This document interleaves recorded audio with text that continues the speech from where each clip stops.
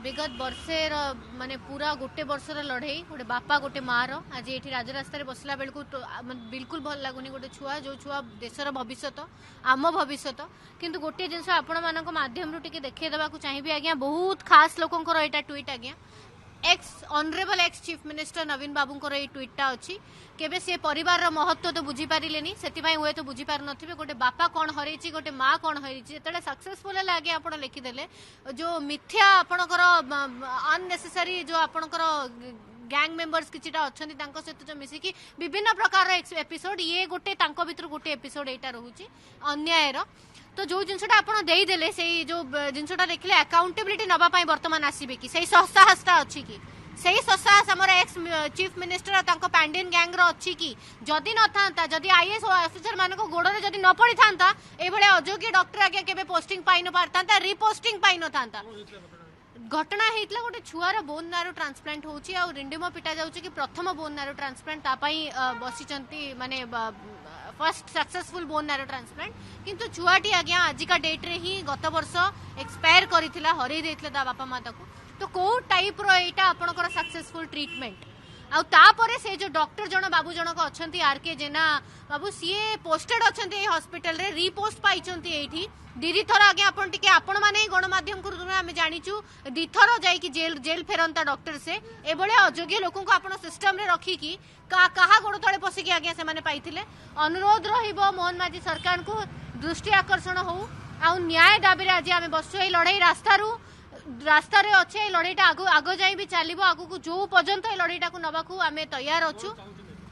चाहूची से doctor licence cancel हो आउ जदि सत्साहस अच्छी एक्स जो गवर्नमेंट 24 वर्ष 25 वर्ष जो माने दुर्व्यवहार करिसंती लोकन को सहित जो माने अंधा कानून अंधा शासन जो चलैसंती आसंतु आज्ञा आपण को ओपन चैलेंज दोची नवीन बाबू तांको पांडियन टीम को ओपन चैलेंज दोची आज्ञा आसंतु आ ससाहस तो उत्तर रखंतु आपण जो जो जिंसटा करिसंती गोटे छुआ को मारिसंती ता बापाटू ता माटू ताको हरई नै चती को आज्ञा 2024 जनवरी 9 तारिख दिन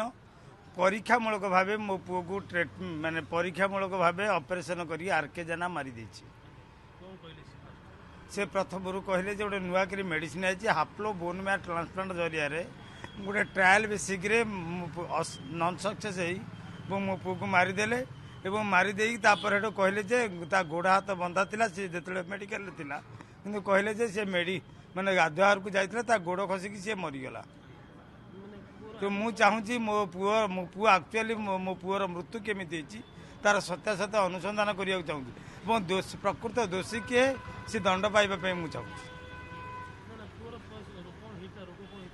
ताकू 2014 बीएलएल होता आक्यूज लिकुमिया लिपोसाइट होता और 2018 से संपूर्ण सुस्थ था नहीं डॉक्टर सी माने मसे प्रत्येक मसरे आसे सीबीसी करने तेणु जो तार स्वास्थ्य देखिकी डॉक्टर आश्चर्य जे कहले तू तोर स्वास्थ्य अवस्था एत भल अच्छी केमी तेणु डॉक्टर कहले या देहरे जदि केमो ट्रायल करा जाए ताले सक्सेस हेबो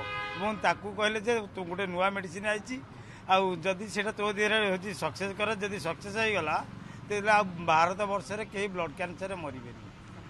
तेणु ताको ट्रायल बेसिक रे ताको माने परीक्षामूलक भाव तादेर पुणी मो बिना परमिशन आरके जना और तार टीम टोटाल परीक्षामूलक कर मारी मु चाहूँगी प्रकृत मो पुअर प्रकृत मृत्यु केमिति तार दायी किए और से समस्ते दंड पाते ये जो लड़ाई चली शुभ्रांशु साहू परिवार तरफ दीर्घ 1 वर्ष धरी लड़ाई चली आज ये लड़ाई रे केसरिया हिंदू बाहिनी परिवार आसी सामिल होती आगामी दिन रे ये लड़ाई को आहरी जोरदार करूँ आगामी दिन रे ये लड़ाई केसरिया परिवार बोलिकी आम आज जनईदेलु यही लड़ाई आज आम सामिल होइचु आगामी दिन रे आसंता किछि दिन भितर आम स्वास्थ्य मंत्री महोदय को जाई साक्षात करूँ मोहन माझी मुख्यमंत्री महोदय को भी जाई आम साक्षात करूँ एवं यही घटना संबंध अवगत कराइबू एवं शुभ्रांशु को परिवार को उचित न्याय मिलवा दाबी नहीं आम राजरास्ता को ओह्लैबू आम आशा करुचु वर्तमान सरकार निश्चित रूप से यही घटना उपरे दृष्टांतमूलक पदक्षेप ग्रहण करेंगे एवं घटनार संपृक्त डॉक्टर विवादीय डॉक्टर रवींद्र कुमार जेना उपरे ଦୃଢ଼ କାର୍ଯ୍ୟାନୁଷ୍ଠାନ ଗ୍ରହଣ କରିବେ। ଆପଣମାନେ ଜାଣିଥିବେ ସେ ବର୍ତ୍ତମାନ ଚାକିରିରୁ ଅବସର ହୋଇସାରିଛନ୍ତି, କିନ୍ତୁ ତାଙ୍କୁ କେଉଁ ସ୍ୱାର୍ଥରୁ ତାଙ୍କ ଭଳି ଜଣେ ବିବାଦୀୟ ଏବଂ ଜେଲ୍ ଫେରନ୍ତା ଡକ୍ଟରକୁ ଏଠି ରିଇନଷ୍ଟିଟ୍ କରାଯାଇଛି ତା ଉପରେ ତଦନ୍ତ କରାଯାଉ ଏବଂ